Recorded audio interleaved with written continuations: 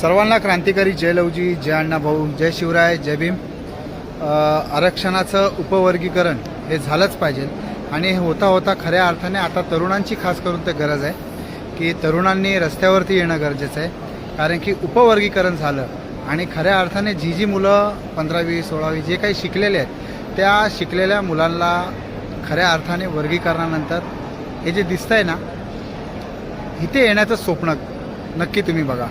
कारण की जोपर्यंत तुम्ही इथे येण्याचं स्वप्न बघत नाही, हे स्वप्न तुम्ही बाळगत नाही, तोपर्यंत त्या वर्गीकरणाचा मुळात उपयोग होणार नाही.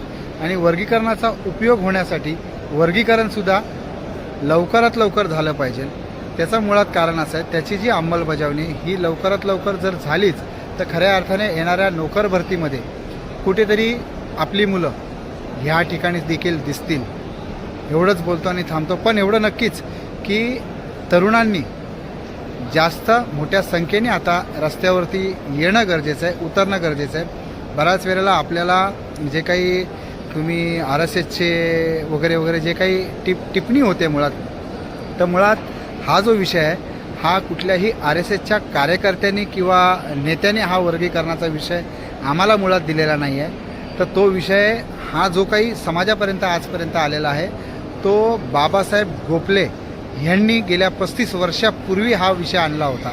आणि मला वाटत नाही की त्याच्यामुळे तुम्ही RSSचा जो काही आमच्यावरती डाग लावताय मुळात किंवा डब्बा देत आहे, जी टिप्पणी करताय ती पात्र ठरणार नाही. कारण की हा जो लढा आहे हा लढा बाबासाहेब गोपलेंनी चालू केला होता आणि आज न्यायालयाने देखील तो लढा आमच्यापर्यंत हा कशा पद्धतीने म्हणजे त्याची वर्गीवारी ही राज्याला दिलेली आहे.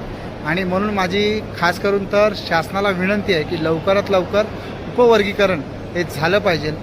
याचे मुळात हा जो विषय आहे मी कुठून देतो आहे हे तुम्हाला सर्वांना सांगण्याची गरज नाही आहे. जो चळवळीतला आहे त्याला हे माहिती आहे. पण पुन्हा एकदा सांगतो की तरुणांनी जास्त संख्येने आणि ताकदीने आता रस्त्यावरती येण्याची गरज आहे. आणि जरी तुम्हाला कुणी बोलला की तुम्ही RSSचे म्हणून आहात तर त्यांना ताबडतोब उत्तरं द्या. हा लढा बाबासाहेब गोपलेंनी चालू केला होता, कुठल्याही RSSच्या कार्यकर्त्याने नव्हता चालू केला. क्रांतिकारी जय लवजी, जय अण्णाभाऊ, जय शिवराय, जय भीम.